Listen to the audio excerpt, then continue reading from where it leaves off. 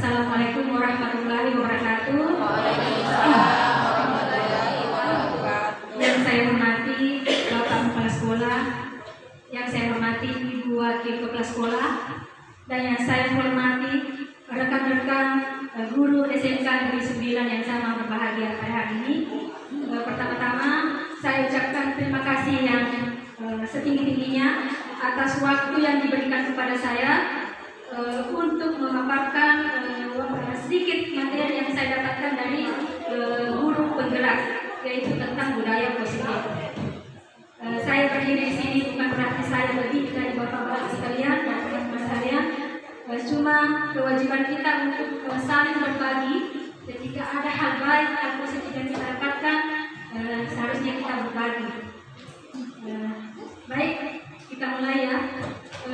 Budaya positif ini merupakan tugas dari calon guru penggerak angkatan ke-7 pada modul 1.4, dan kami ditugaskan untuk mengimbaskan kepada teman-teman sekolah.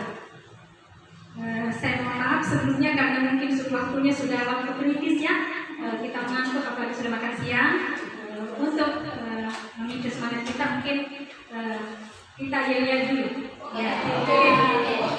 Kalau saya jelas selamat pagi luar biasa. Walaupun siang tapi semangat kita harus tetap pagi. Kita mulai. Selamat pagi. Luar biasa. Supaya lebih semangat lagi mungkin berdiri. Jadi setelah pagi luar biasa kita kita ya. Baik. Selamat pagi.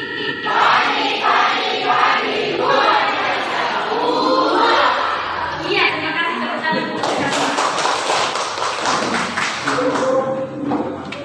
Baik Bapak Ibu, kita tujuan kegiatan ini yaitu memenuhi tugas aksi nyata calon guru penggerak angkatan 7, yaitu pengimbasan pemahaman budaya positif. Kenapa hal ini penting? Karena di kurikulum Merdeka yang membedakan dengan K13 yaitu adanya profil pelajar Pancasila. Untuk mewujudkan profil pelajar Pancasila harus terbentuk budaya positif di sekolah. Untuk mengetahui tentang budaya positif, saya akan memaparkan apa itu budaya positif. Jadi latar belakang tentang budaya positif ini yaitu standar pendidikan nasional. Dalam rangka menciptakan lingkungan yang positif, maka setiap warga sekolah dan pemangku kepentingan perlu saling mendukung, menghayati dan menerapkan nilai-nilai kebajikan yang telah disepakati bersama. Untuk dapat menerapkan tujuan mulia tersebut, maka seorang pemimpin pembelajaran perlu berjiwa kepemimpinan sehingga dapat mengembangkan sekolah dengan baik agar terwujud suatu budaya sekolah yang positif sesuai dengan standar kompetensi pengelolaan yang telah ditetapkan. Kemudian, latar belakang selanjutnya, tujuan mulia dari penerapan disiplin positif adalah agar terbentuk murid-murid yang berkarakter, berdisiplin, santun, jujur, peduli, bertanggung jawab, dan merupakan pembelajar sepanjang hayat sesuai dengan standar kompetensi lulusan yang diharapkan. Kemudian latar belakang yang kedua, yaitu filosofi pendidikan nasional. Menurut Ki Hajar Dewantara, jadi Ki Hajar Dewantara adalah bapak pendidikan nasional kita, bahwa pendidikan adalah menuntun, yaitu menuntun anak sesuai dengan kodratnya. Pendidik diibaratkan sebagai seorang petani yang menanam padi. Petani hanya dapat menuntun tumbuhnya padi. Ia dapat memperbaiki kondisi tanah, memelihara tanaman padi, memberi pupuk dan air, membasmi hama dan penyakit agar tanaman padi tumbuh dengan baik. Namun petani tidak mampu merubah kodrat padi menjadi jagung. Jadi perlu kita pahami bahwa tugas kita adalah menuntun. Salah satu tanggung jawab seorang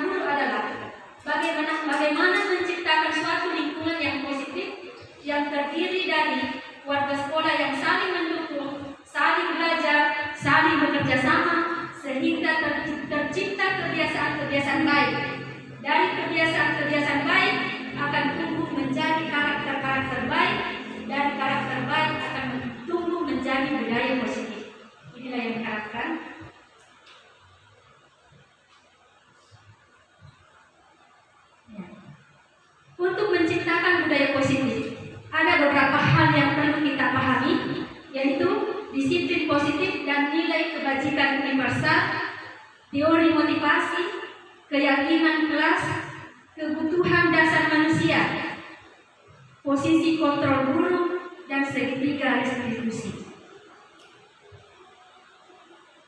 Perubahan paradigma. Dan di sini ada kegiatan yang bisa kita coba praktekkan. Cobalah buka. Jadi di sini ada petunjuknya. Anda dan teman Anda sobeklah secari kertas. Kemudian tuliskan benda atau sesuatu yang sangat berharga untuk Anda. Letakkan di salah satu tangan Anda dan genggam benda tersebut dengan segala daya. Buatlah sebuah kepalan, kemudian teman Anda akan mencoba dengan sekuat tenaga dengan berbagai cara untuk meminta Anda untuk memberikan benda tersebut. Teman Anda bisa membujuk, mengancam, menghardik, merayu, menyuap atau apa saja agar dapat membuka kepalan tangan Anda. Jadi ibaratkan Anda menuliskan sesuatu yang sangat berharga, misalnya keluarga, orang tua, atau apa saja yang bagi Anda sangat berharga, kemudian genggam sekuat tenaga. Kemudian ada orang lain atau teman Anda yang berusaha membuka kepala tangan Anda dengan berbagai cara. Kira-kira apa yang terjadi? Apa yang terjadi, teman-teman? Kemungkinan yang terjadi bervariasi. Kalau Pak Supriyadi, ya. Kalau suapannya banyak, buka. Ya. Kalau suapannya banyak, bisa buka. Ada yang lain? Ada yang lain? kita merayunya begitu. Iya, kalau kita merayu. Kalau saya, apapun yang dilakukan oleh teman tersebut, saya akan berusaha untuk mempertahankan tidak membuka. Iya. Jadi ada prasekolah, bapak prasekolah berusaha mempertahankan apapun, dibujuk apapun, tetap berusaha mempertahankan. Kalau Bu Dewi? Kalau saya tergantung niatnya untuk membuka apa. Tergantung niatnya membuka untuk apa. Ketika niatnya positif bisa membawa kebaikan, saya buka. Ya. Kalau membawa kerugian bagi saya, ya saya buka. Iya, betul. Jadi kemungkinan yang terjadi ada yang bersedia membuka kepala tangannya, ya, seperti tadi Pak Adi, Bu Dewi, Bapak prasekolah. Ada yang tetap bertahan dengan kepala tangannya, tidak mau buka apapun itu, ya. Nah, kesimpulannya, yang memegang kontrol kepala tangan kita, apakah kita membuka atau tetap menutup, bergantung pada kita. Bergantung pada diri kita masing-masing, sesuai dengan kebutuhan kita pada saat itu. Misalnya Pak Adi, suapannya banyak, disuap banyak, dia buka. Kalau Bu Dewi, kalau itu bagus menurut dia buka. Kalau Bapak prasekolah apapun itu, karena itu sangat berharga bagi beliau, tidak akan buka apapun itu. Jadi kesimpulannya bahwa hanya Anda yang bisa mengontrol diri Anda. Jadi orang lain tidak bisa mengontrol. Apakah dia membuka atau tidak, itu adalah tergantung dari dirinya sendiri. Tidak ada orang lain. Jadi hanya ilusi bahwa kita bisa mengontrol siswa, hanya ilusi. Ya, jadi disiplin positif terkait dengan kontrol diri. Hanya kita yang bisa mengontrol diri kita sendiri. Kita lanjut. Teori kontrol. Jadi teori kontrol ini meluruskan beberapa miskonsepsi atau konsep yang salah selama ini. Pertama, bahwa guru bisa mengontrol murid, itu hanya ilusi. Ya, hanya ilusi. Kemudian, semua penguatan positif, efektif dan bermanfaat itu hanya ilusi. Kemudian, bahwa kritik akan membuat orang merasa bersalah, akan dapat menguatkan karakter. Itu juga ilusi. Bahwa orang dewasa memiliki hak untuk memaksa, itu adalah ilusi.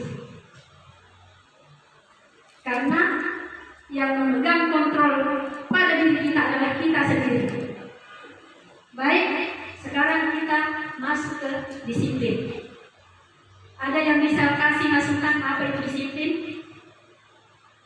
Ada yang Pak Supriyadi, silakan Pak. Terima kasih Bu. Kalau menurut saya disiplin itu ketika seseorang bisa mematuhi peraturan yang ada. Mematuhi peraturan yang ada. Ada yang lain? Baik, kita lanjut. Kebanyakan orang akan menghubungkan kata disiplin dengan tata tertib, teratur, patuh pada peraturan, seperti yang Pak Supriyadi katakan, bahwa itulah yang disebut disiplin, patuh terhadap peraturan yang dibuat. Kecenderungan umum adalah menghubungkan kata disiplin dengan ketidaknyamanan, supaya saya tidak dihukum, supaya saya nyaman, saya mengikuti peraturan yang ada, bukan dengan apa yang kita hargai. Ya, jadi kecenderungan umum adalah menghubungkan kata disiplin dengan ketidaknyamanan, bukan dengan apa yang kita hargai atau pencapaian suatu tujuan mulia. Makna disiplin yang sebenarnya berasal dari bahasa Latin yang artinya disiplin, yang berarti belajar. Sebenarnya makna disiplin adalah belajar. Disiplin berkonotasi dengan disiplin diri.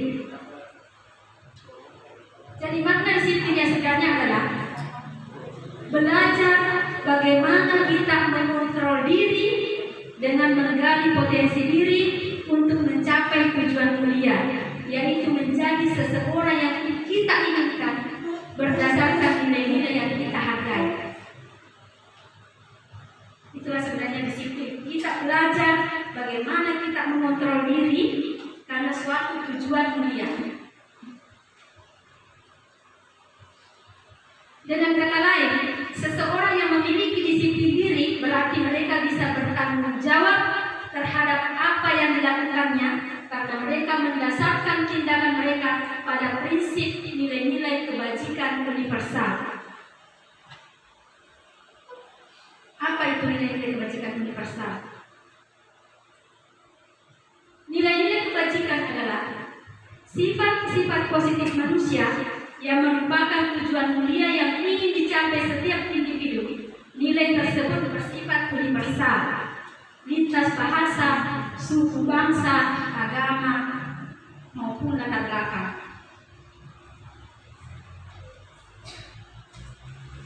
Bahwa setiap perilaku atau perbuatan memiliki suatu tujuan.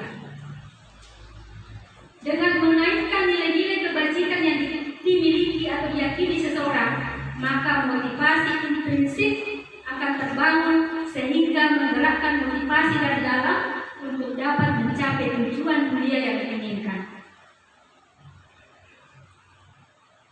Contoh nilai-nilai kebajikan universal, kebajikan yang diakui secara umum: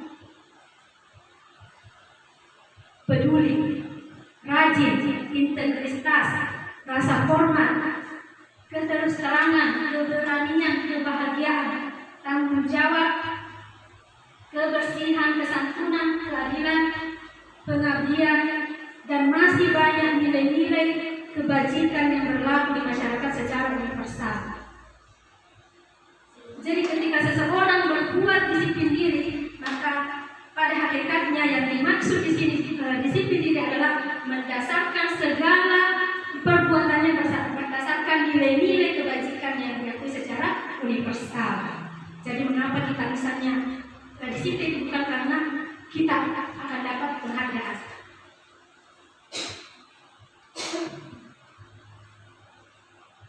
Nah, terkait dengan kurikulum merdeka, nilai-nilai kebajikan setiap anak Indonesia adalah profil belajar Pancasila. Di sini adalah beriman, bertakwa kepada Tuhan Yang Maha Esa dan berakhlak mulia, mandiri, bernalar kritis, berkebinekaan global, bergotong royong kreatif.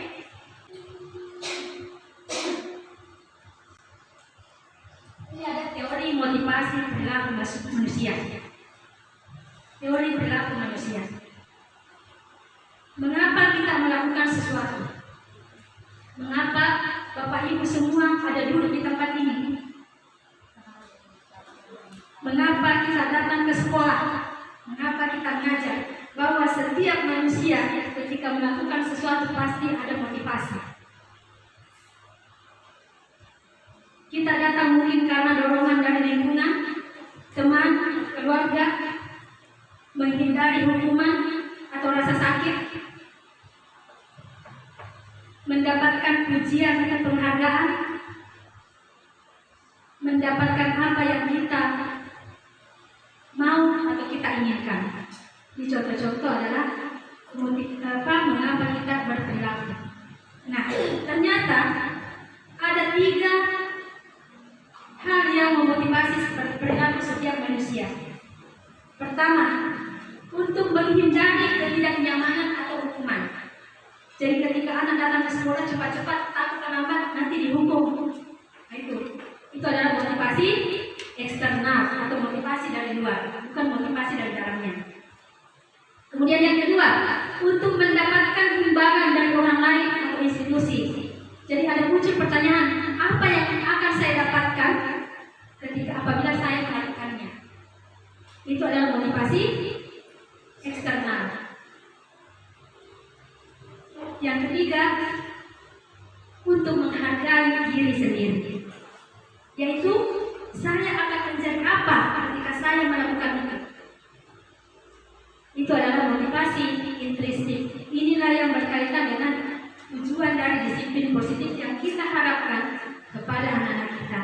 Jadi bukan motivasi eksternal, tapi diharapkan memang tidak semudah membalik telapak tangan, tapi dengan kita menciptakan budaya positif di sekolah, pelan-pelan kita harapkan suatu saat nanti budaya positif akan tercipta di sekolah kita. Tujuan disiplin positif yaitu menanamkan motivasi yang ketiga atau motivasi internal pada murid-murid kita untuk menjadi orang yang mereka inginkan dan menghargai diri sendiri dengan nilai-nilai yang mereka percaya. Kemudian ketika murid-murid kita memiliki motivasi tersebut, mereka telah memiliki motivasi intrinsik yang berdampak jangka panjang. Motivasi yang tidak akan terpengaruh pada adanya hukuman atau hadiah. Mereka akan tetap berperilaku baik dan berlandaskan nilai-nilai kebajikan yang mereka ingin menjadi orang yang menjunjung tinggi nilai-nilai yang mereka hargai. Ini yang kita harapkan. Jadi ketika di depannya kita bukan hanya mereka bisa baik, tapi ketika mereka sendiri dia bisa meyakini bahwa apa yang dilakukan itu berdasarkan pada nilai-nilai yang mereka hargai. Menurut Ki Hajar Dewantara, merdeka yaitu tidak hanya terlepas dari perintah, akan tetapi juga cakap buat memerintah diri sendiri. Kemudian Ki Hajar Dewantara menyatakan bahwa untuk mencapai kemerdekaan dalam konteks pendidikan kita saat ini, untuk menciptakan murid yang merdeka, syarat utamanya adalah harus ada disiplin yang kuat. Disiplin yang dimaksud adalah disiplin diri yang memiliki motivasi internal. Jika kita tidak memiliki motivasi internal, maka kita memerlukan pihak lain untuk mendisiplinkan kita atau motivasi eksternal. Hukuman, konsekuensi, dan restitusi. Ketika kita menghadapi atau melihat pelanggaran yang dilakukan murid, posisi kita kadang jadi menghukum, kadang memberikan konsekuensi atau restitusi. Jadi perbedaan hukuman, restitusi, dan konsekuensi yaitu hukuman bersifat tidak terencana atau tiba-tiba. Murid tidak tahu apa yang akan terjadi dan tidak dilibatkan. Hukuman bersifat sekelara dari pihak guru yang memberikan, dan murid-murid hanya menerima suatu hukuman tanpa melalui suatu kesepakatan. Jadi tidak ada kesepakatan sebelumnya. Ketika terlambat lari keliling lapangan. Nah, mereka dia tidak tahu saya terlambat nanti saya dihukum apa. Itu disebut dengan hukuman. Sedangkan konsekuensi adalah terencana atau sudah disepakati, sudah dibahas dan disetujui oleh murid dan guru. Umumnya bentuk konsekuensi dibuat oleh pihak guru atau pihak sekolah, dan murid sudah mengetahui sebelumnya konsekuensi yang akan diterima pelanggaran. Guru di sini senantiasa memonitor murid. Sedangkan yang ketiga, apa itu restitusi? Restitusi merupakan suatu pendekatan untuk menanamkan disiplin positif pada anak. Restitusi adalah proses menciptakan kondisi bagi murid untuk memperbaiki kesalahan mereka, sehingga mereka bisa kembali kepada kelompok mereka dengan karakter yang lebih kuat. Restitusi adalah proses kolaborasi yang mengajarkan murid untuk mencari solusi untuk masalah dan membantu murid berpikir tentang orang seperti apa yang mereka inginkan dan bagaimana mereka harus memperlakukan orang lain. Ini restitusi ini adalah hal baru. Mungkin kadang kita pernah praktekkan, tapi kita tidak sadar bahwa ini adalah praktek restitusi yang kita lakukan. Ciri-ciri restitusi bukan untuk menebus kesalahan, namun untuk belajar dari kesalahan. Restitusi memperbaiki hubungan. Restitusi adalah tawaran, bukan paksaan. Restitusi menuntut untuk melihat ke dalam diri anak. Restitusi mencari kebutuhan dasar yang mendasarkan tindakan. Restitusi diri adalah cara yang paling baik atau evaluasi diri. Restitusi fokus pada karakter, bukan pada tindakan. Restitusi menguatkan, restitusi fokus pada solusi. Restitusi mengembangkan murid yang berbuat salah, mengembalikan murid yang berbuat salah pada kelompoknya. Baik, terkait dengan restitusi, di sini saya akan menampilkan apa yang disebut dengan keyakinan kelas atau keyakinan sekolah. Mengapa tidak peraturan? Mengapa harus keyakinan kelas? Selama ini yang ada adalah peraturan sekolah. Mengapa sekarang di kurikulum merdeka ini, ketika kurikulum merdeka dicanangkan, ada himbauan untuk merubah menjadi keyakinan kelas, bukan lagi peraturan sekolah, peraturan kelas, tapi kepada keyakinan kelas atau keyakinan sekolah. Ada yang bisa memberikan masukan?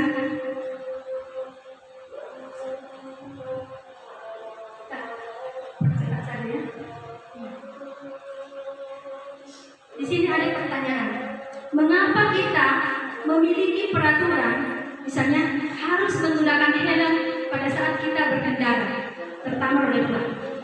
Kenapa? Mengapa kita memiliki peraturan harus menggunakan helm bila mengendarai kendaraan roda dua?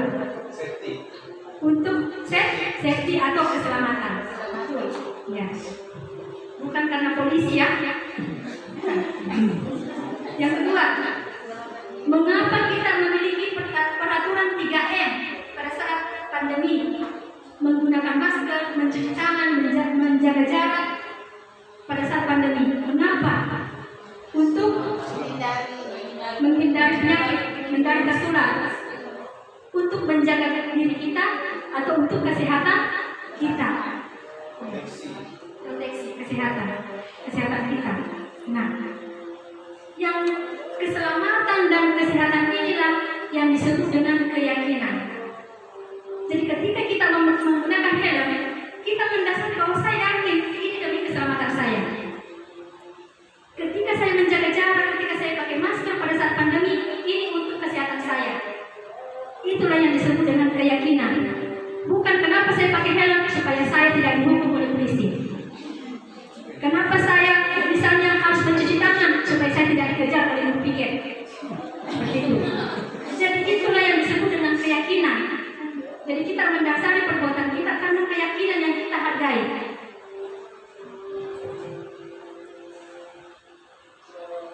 Ya, untuk mendukung motivasi intrinsik, motivasi dari dalam, maka kembali ke nilai keyakinan yang akan menggerakkan seseorang dibanding dengan mengikuti serangkaian peraturan-peraturan. Jadi kenapa peraturan mesti kita robah menjadi keyakinan kelas? Karena untuk membangun motivasi dari dalam diri kita. Karena dengan mendasarkan pada adalah nilai-nilai keyakinan yang kita yakini, nilai-nilai universal itu akan lebih mendorong adanya motivasi intrinsik, motivasi dari dalam dibandingkan serangkaian peraturan-peraturan. Kalau hanya peraturan, ketika ada polisi kita pakai helm, tapi ketika tidak ada polisi kita tidak pakai helm. Seperti juga dengan siswa kita, ketika dia hanya tahu peraturan tanpa yang meyakini keyakinan-keyakinan yang ada di dalamnya, ketika ada guru dia tertib, ketika kita tidak ada dia kembali. Ketika ada Bu Dewi sebagai kesiswaan dia tertib, tapi ketika guru lain dia tidak peduli. Itu mengapa peraturan perlu dirubah menjadi keyakinan. Kaitan nilai-nilai kebajikan dengan visi dan misi sekolah. Dalam menentukan visi sekolah, terlebih dahulu perlu menentukan nilai-nilai kebajikan apa yang terpenting bagi institusi atau sekolah kita agar dapat mencapai tujuan mulia yang dicita-citakan. Jadi kita sudah harus menentukan nilai-nilai keyakinan apa yang penting yang akan kita tetapkan. Kita berdiskusi nanti, mungkin ada kesempatan lain Tuhan, kita berdiskusi menetapkan nilai-nilai keyakinan yang harus kita kesepakati bersama dan kita berkomitmen bersama untuk menerapkan nilai-nilai keyakinan tersebut. Kegiatan menentukan program kebajikan, di sini kita bisa lihat daftar kebajikan yang ada atau nilai-nilai universal. Kalau kita kaitkan dengan budaya kita di Bugis Bone, ada namanya Sipaka Tahu, ada namanya Sipaka Ingat, ada namanya Sipaka Lebih, ada Mapatabe. Itu kita bisa jabarkan ke dalam nilai-nilai keyakinan secara universal. Sipaka Tahu itu seperti apa, Sipaka Lebih seperti apa, saling menghargai. Sipaka Lebih, Sipaka Ingat, itu adalah nilai-nilai kebajikan yang telah diterapkan oleh nenek moyang kita. Kita bisa jabarkan ke dalam nilai-nilai keyakinan universal, kemudian kita tetapkan sebagai keyakinan sekolah kita. Kemudian kita menentukan nilai kebajikan yang kita jadikan perhatian utama di sekolah yang bisa kita laksanakan.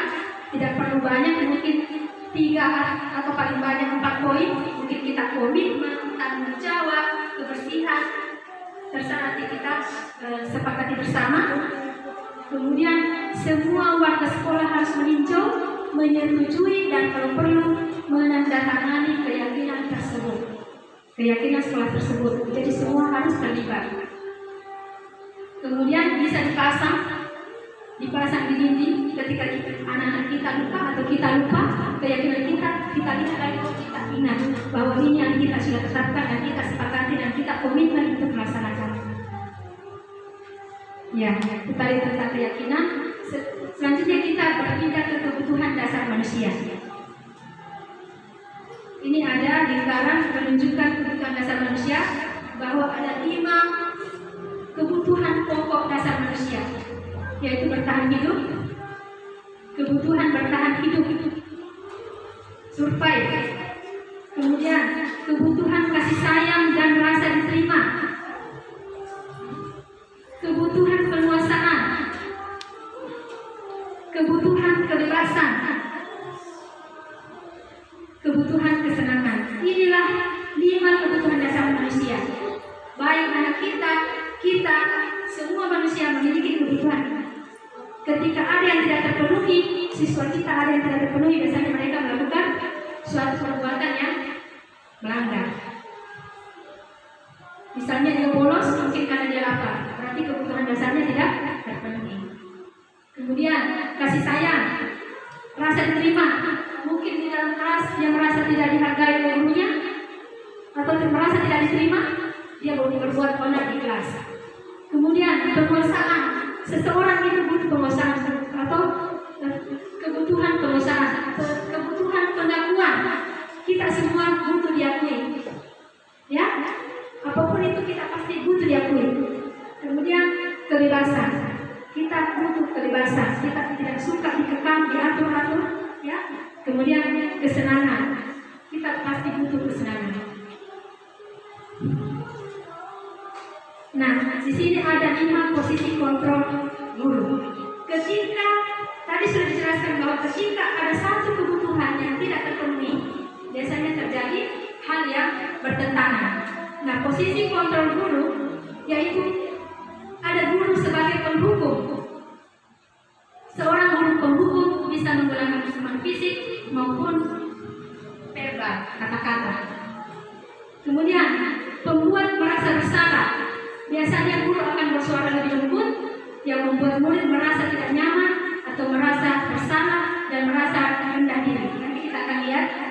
Kemudian, ada guru memposisikan diri sebagai teman pada murid-muridnya. Guru pada posisi ini tidak akan menyakiti murid, namun akan tetap berupaya mengontrol murid melalui persuasi. Ada guru sebagai pemantau. Jadi posisi pemantau berdasarkan pada peraturan-peraturan dan konsekuensi. Yang terakhir, kita diharapkan menjadi manajer, yaitu berbuat sesuatu bersama dengan murid, mempersilahkan murid mempertanggungjawabkan perilakunya, mendukung murid agar dapat menemukan solusi atas permasalahannya sendiri. Nah, ada pertanyaan. Dari 5 posisi kontrol guru ini, posisi kita saat ini di mana? Posisi kita apakah sebagai pembuku, pembuat merasa bersalah, teman, pemantau, manajer? Kalau saya pribadi, saya biasa di teman. Kadang-kadang saya di pemantau. Kadang-kadang di pembuku. Itu posisi saya pribadi. Saya kadang membuku. Saya di pembuat merasa bersalah. Pembuat merasa bersalah. Ya, pembuat merasa bersalah. Nah, ya, pembuat merasa bersalah. Bisa? Nah, ini ada kasus, contoh kasus. Adi terlambat hadir di sekolah. Nah, ketika ada seorang berkata begitu, ada guru terlambat lagi, selalu datang terlambat. Kapan bisa datang tepat waktu?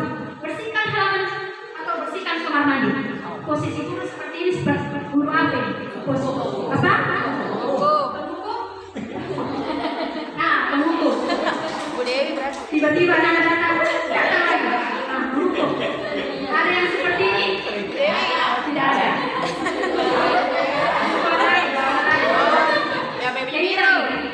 Adi, kamu ini bagaimana ya? Kamu sudah berjanji dengan ibu tidak akan terlambat lagi. Kamu kenapa ya? Senang sekali mengecewakan ibu. Apa ini? Pak Ismail, Bu Ika. Pembuat merasa Oh, bersalah. berarti Pak Ismail. Betul. Akhirnya Adi merasa bersalah. Bikin ibunya kecewa. Selanjutnya, Adi, bagaimana sih kamu? Kemarin kamu sudah janji ke ibu. Kemarin kamu sudah janji ke ibu bukan? Kenapa terlambat lagi? Ya sudah, tidak apa-apa. Duduk sana. Nanti ibu dulu bantu. Apa ini? Apa?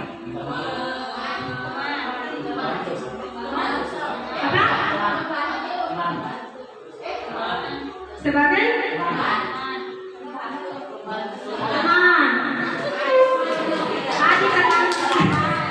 Adi terlambat tidak dihukum, disuruh duduk. Nanti ibu bantu. Tenang, dia tidak mau menyakiti anak. Apakah itu? Saya sekarang seperti itu, tapi kadang tiba-tiba saya berubah jadi penghukum. Nah, ini ada. Adi, kamu terlambat 15 menit. Apakah kamu sudah mengerti konsekuensi apa yang harus dilakukan bila terlambat?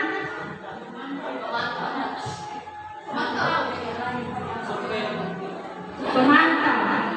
Jadi dia selalu mengaitkan konsekuensi dengan pelanggaran. Jadi itu dia memantau, tinggal memantau saja. Mantau, kalau terlambat apa hukum konsekuensinya? Misalnya ada peraturan, ada sanksi. Itu pemantau itu. Tinggal kalau terlambat tahu hukumannya apa, tahu sanksinya apa, dibersihkan kamar mandi. Pemantau. Nah, kalau manajer, Adi, apakah kamu mengetahui jam berapa sekolah dimulai? Ya. Ya, berarti kamu terlambat. Kira-kira bagaimana kamu akan memperbaiki masalah ini? Itu adalah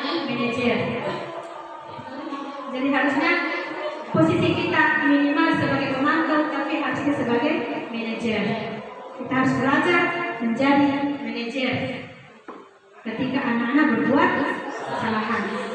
Tapi ya, awal-awalnya kita harus memantau, jangan sampai ada lagi sebagai penghukum.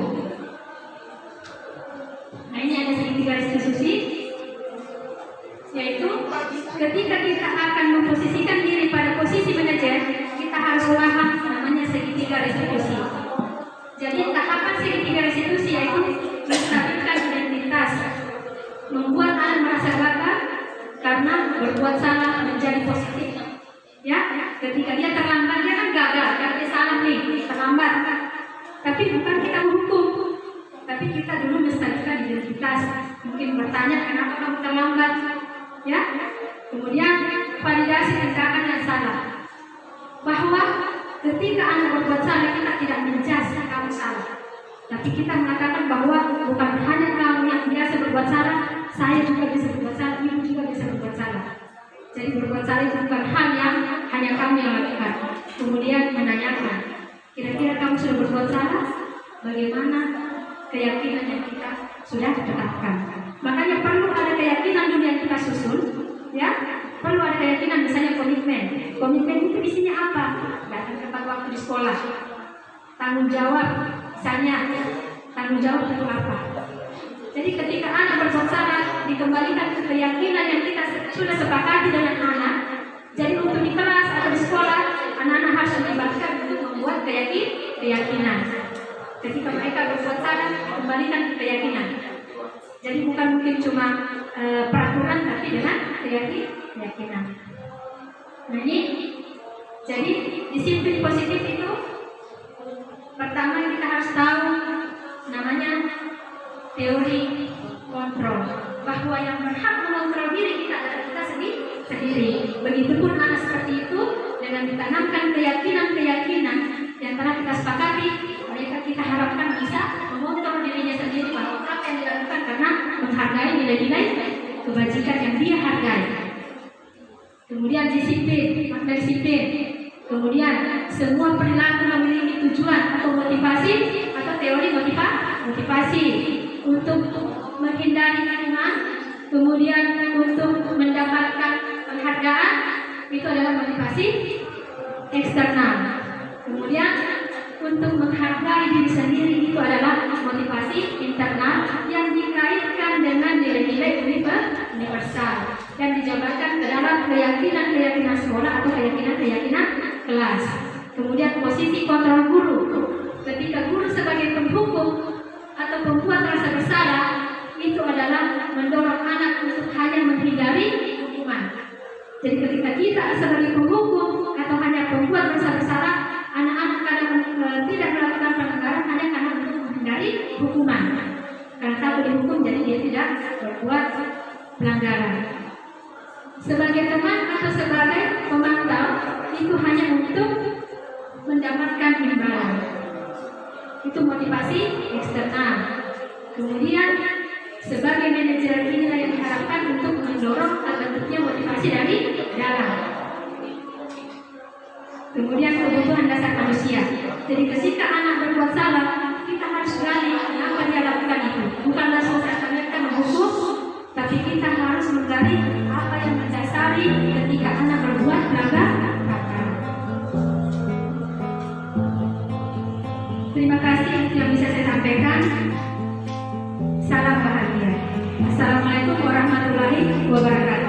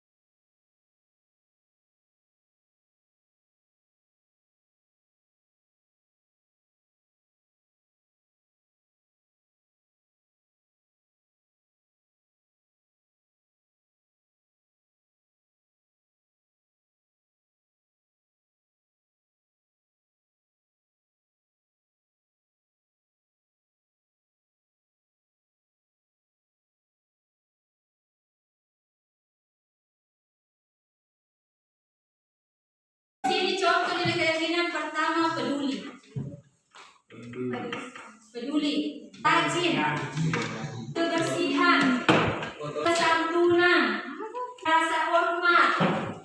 Itu adalah bentuk-bentuk keyakinan.